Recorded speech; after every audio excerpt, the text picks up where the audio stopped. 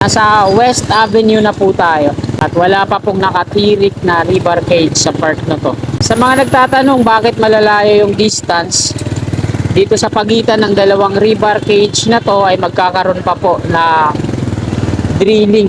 Sinimulan ko to, walang naniniwala sa paligid ko. So ayan, happy Friday morning mga kasikap. Dito po tayo sa may EDSA southbound. Harapan po ito ng SM Annex. Ito yung viaduct ng LRT1 patungo dyan sa Landmark Trinoma.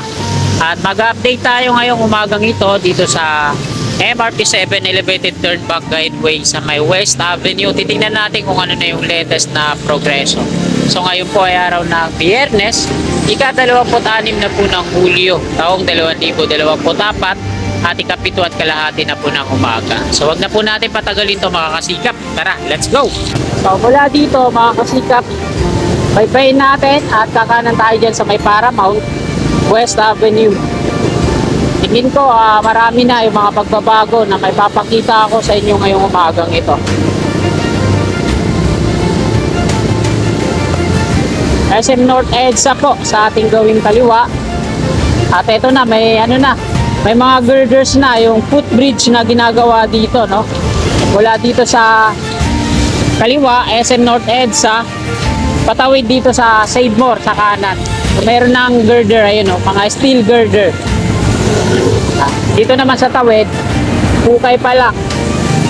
Paramount na po yan dyan, at ayun po yung viaduct ng MRT7 sa tawid. Unified Grand Central Common Station naman yung nasa unahan na yan. MRT3 at LRT1. So nakabukod lang yung istasyon ng MRT7. No? At eto na. Nasa West Avenue na po tayo.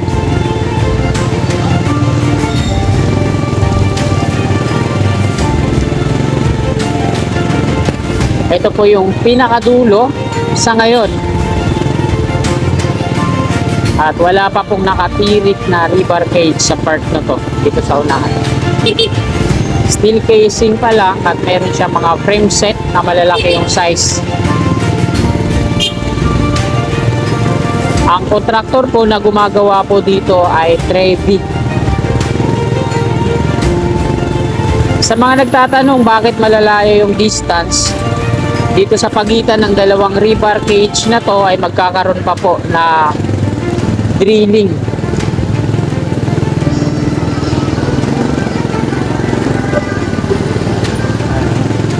Bentonite mixing tank nandoon. Ayan o, yung mga palatandaan na magdidrill pa sila sa may gitna. Ayan, kagaya po nito. 1, 2, 3, 4. So meron na siyang 5 na po yung mga river cage na nakatirik po dito sa gitnang bahagi ng West Avenue.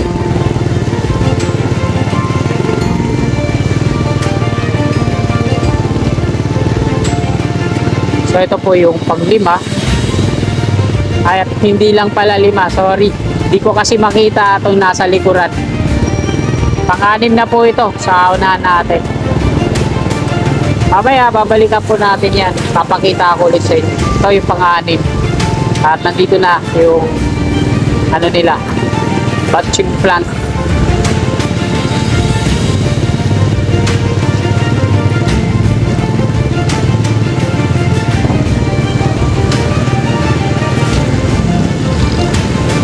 Ito na, nakabukod na yung mga steel pipe na ginagamit nila, yung pinagdudugtong-dugtong.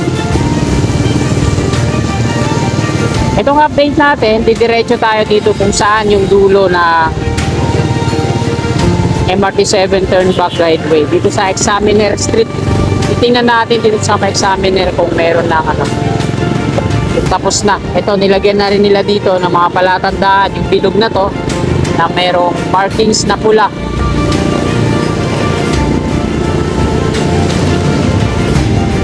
Hanggang dito po yung pinakadulo niyan sa Examiner Street. Ayan, may mga markings na siya lahat. Ayan po yung palatandaan na i-drill nila.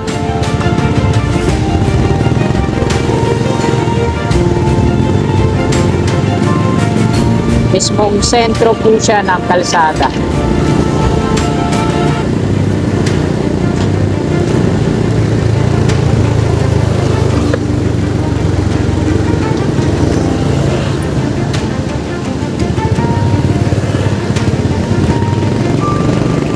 yung mga letra na nakalagay dyan, PW23. Ayan yung mga numbering na. Ito na, PW29.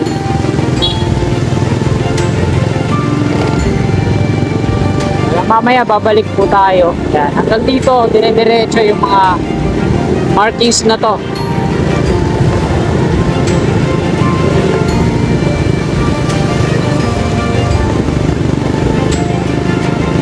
At nandito na tayo sa pinakadulo. Ito yung Examiner Street.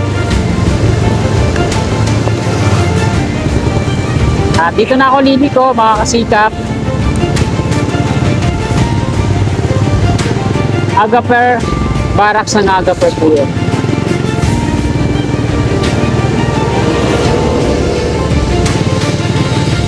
Yan, hanggang doon sa likuran natin, sa mismong Examiner yung mga markings.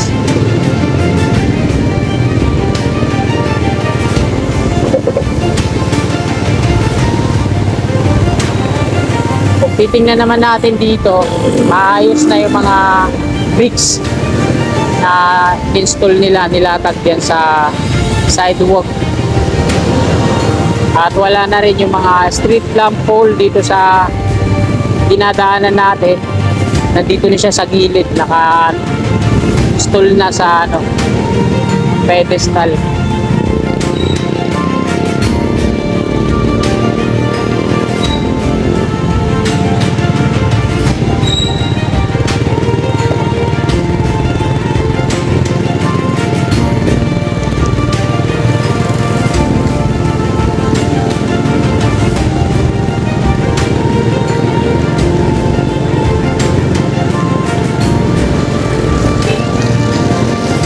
West Lawit.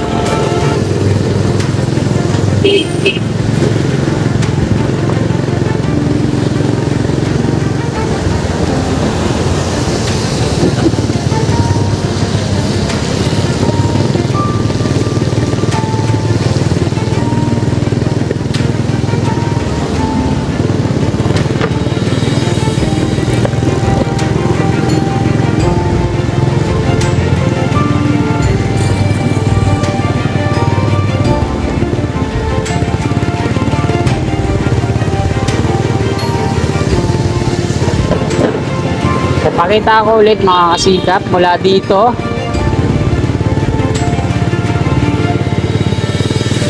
Ito yung barracks ng mga workers, engineers at contractors.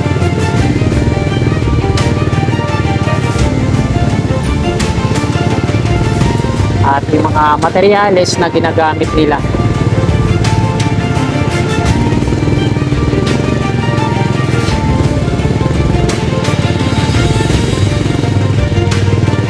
Ito naman yung mga drilling bucket, dalawa. Ito yung pinaka-patching plant nila. Dito nakakonekta yung mga steel pipe na yan na pinagdugtong-dugtong nila.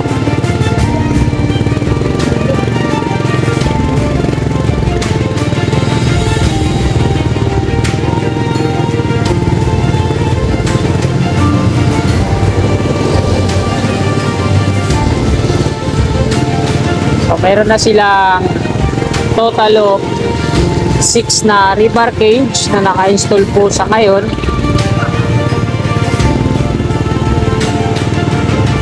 At andito yung bentonite mixing tank nila. Sa ngayon, ito yung pinakadulong rebar cage. Tapos, nandito na yung board piling machine nila sa may bandang gitna. So, dyan na siya, kung saan siya nakapwesto, dyan na siya magdidrill. Kaya kung mapapansin natin, yung distansya ng mga rebar cage, talaga long distance. Kasi didrill pa nila yung bandang gitna. Kagaya kung saan nakapwesto ngayon yung board piling machine. Yan. Dyan na po siya magdidrill. Napakalalaki ng mga rebar dito. Sita.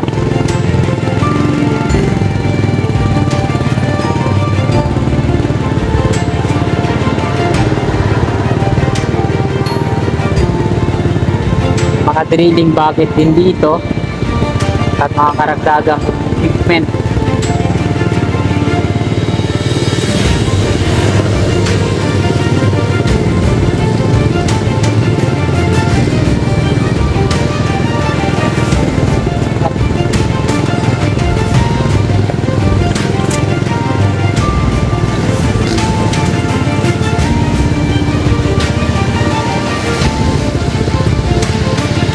sira kaagad yung asfalto dito, nagbutas-butas.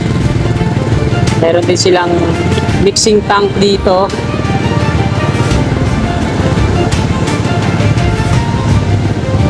At ito yung rebar cage na kabilang dulo. So dito sa part na to, makita natin yung steel casing niya na puro pouring. So wala pa siyang rebar. Ito na yung footbridge dito sa Paramount. Ito naman yung dalawang pier na gagawin nila dito sa may lupa at dito naman sa kaliwa. So wala pa ang progress kumpara dun sa kabila, sa tawid northbound meron ng dalawang rebar cage na nakatirik. Ayan po yung sasalo. So mahaba yung distansya, no? Tingnan natin kung magdidrill pa sila dito sa may bandang gitna. Kahit sabihin pa natin steel box girders yung gagamitin nila, wala tawid hanggang dito sa tawid masyadong mahaba yung distansya. Ito po yung Unified Grand Central Common Station.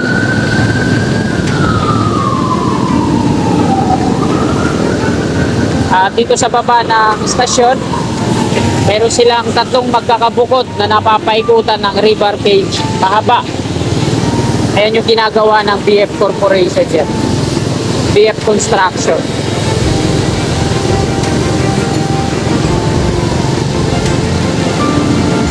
At yung BF Construction, nandun sa tawid, tuloy-tuloy din yung kanilang progress. At ito na yung MRT3 North Avenue Station.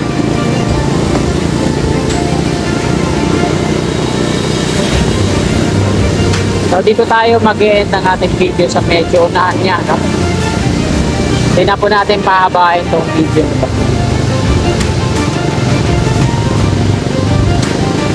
Ito yung update ngayon, umagang ito. Konti lang yung nakikita akong mga pasahero maging dito sa P2P bus. Konti lang yung nakikita akong mga sumasakay. At ayan mga kasingkap, dito na po nagtatapos tong video na to. Maraming salamat po sa patuloy niyong suporta kay Kasikap Channel. Bago nyo sana lisanin itong video na to, sana palike po sa mga kasikap natin na willing po sumuporta sa akin. Mag-subscribe na po kayo. Click lang po natin subscribe din sa baba, sa gawing kanan, yung katabi niyang bell. Papalo din po ng aking FB page sa Facebook, Kasikap Motovlog. Maraming salamat. Magandang umaga. God bless po sa ating lahat. Sulatan ko lahat ng mga blanco